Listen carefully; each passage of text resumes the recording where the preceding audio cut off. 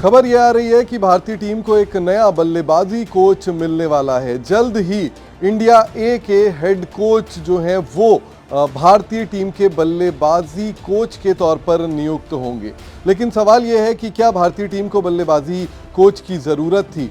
क्यों आखिरकार भारतीय टीम मैनेजमेंट या फिर बीसीसीआई एक नए बल्लेबाजी कोच को इंडियन टीम के सेटअप में डाल रही है? तो इस सवाल का जवाब और क्या पूरा घटनाक्रम था, यानी कि क्रोनोलॉजी क्या थी, ये आपको बता देते हैं। बहुत इंटरेस्टिंग वक्त इस वक्त बीसीसीआई में चल रहा है और काफ़ी सारे फैसले लगातार बीसीसीआई ले रही है। आधे से ज़्यादा फैसले जो हैं वो एडमिनिस्ट्रेटिव फैसलों के तौर पर देखा जा रहा है, लेकिन अब तक 2 फैसले जो बीसीसीआई ने लिए हैं वो क्रिकेटिंग फैसले हैं। पहला क्रिकेटिंग फैसला ये था कि सभी खिलाड़ी जो है उनको डोमेस्टिक सेटअप में वापस लौटना होगा, यानी कि रणजी ट्रॉफी खेलनी होगी। लेकिन इसके अलावा अगर बात करें तो दूसरा फैसला जो अब से थोड़ी देर पहले सामने आया वो ये था कि इंडियन टीम को एक नया बल्लेबाजी कोच मिलेगा। सितांशु कोटक का नाम इस बैटिंग कोच के नाम के लिए जो है वो सामने आ रहा है। सितांशु कोटक की बात करें तो वो इंडिया ए के हेड कोच हैं मौजूदा वक्त में, यानी कि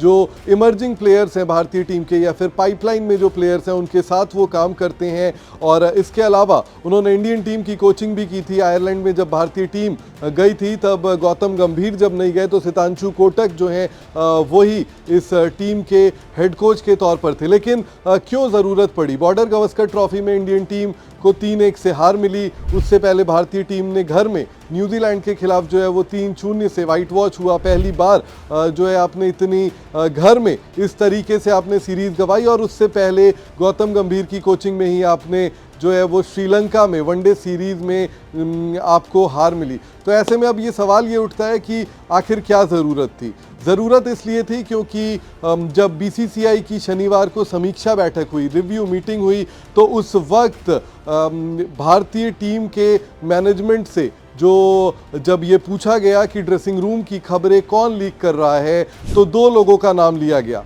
एक थे सरफराज खान और दूसरे थे एक असिस्टेंट कोच, एक सहायक कोच का नाम और एक खिलाड़ी का नाम जो है वो यहाँ पर लिया गया। और इसके बाद बीसीसीआई ने ये फैसला किया कि इंडियन टीम को अब उस सहायक कोच को हटाकर जो है एक नए बैटिंग कोच की ज़रूरत पड़ेगी। और इसीलिए सितांशु कोटक का जो नाम है वो फिलहाल सामने आ रहा है और ये खबरें लगातार सामने आ रही हैं कि इंडियन टीम में एक बैटिंग कोच होगा। अभिषेक नायर ऑलरेडी इंडियन टीम के साथ जो है वो है, हालांकि वो बैटिंग कोच के पोजीशन में नहीं है, वो असिस्टेंट कोच का उनका पोजीशन है इंडियन टीम में। अगर आप कोचिंग सेटअप को देखें तो गौतम गंभीर हेड कोच हैं और उसके बाद जितने भी कोचेज हैं सारे ही असिस्टेंट कोच हैं।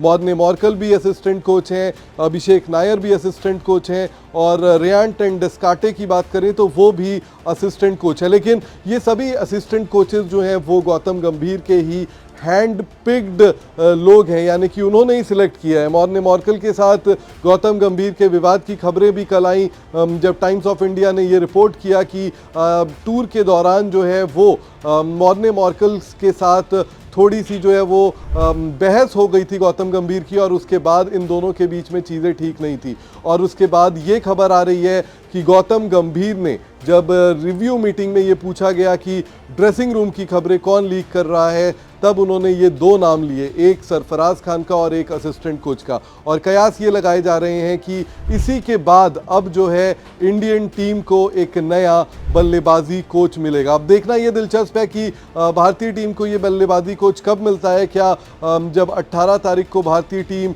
कोलकाता में एकत्रित होगी इंग्लैंड के खिलाफ T20 सीरीज से पहले, तब क्या सितांशु कोटक वो आ जाएंगे? क्योंकि वो ऑलरेडी बीसीसीआई के पेरोल में, ऑलरेडी वो इंडिया ए के हेड कोच हैं और अब उनको एक नई नियुक्ति जो है, नया डेजिग्नेशन जो है वो दे दिया जाएगा बैटिंग कोच का। और ये भी देखना बहुत ज़्यादा दिलचस्प होगा और ज़रूरी होगा कि क्या वो सहायक कोच जो लगातार खबर लीक कर रहा था, ऐसा बीसीसीआई का मानना है, क्या उसे हटाया जाता है या उसके साथ कंटिन्यू किया जाता है।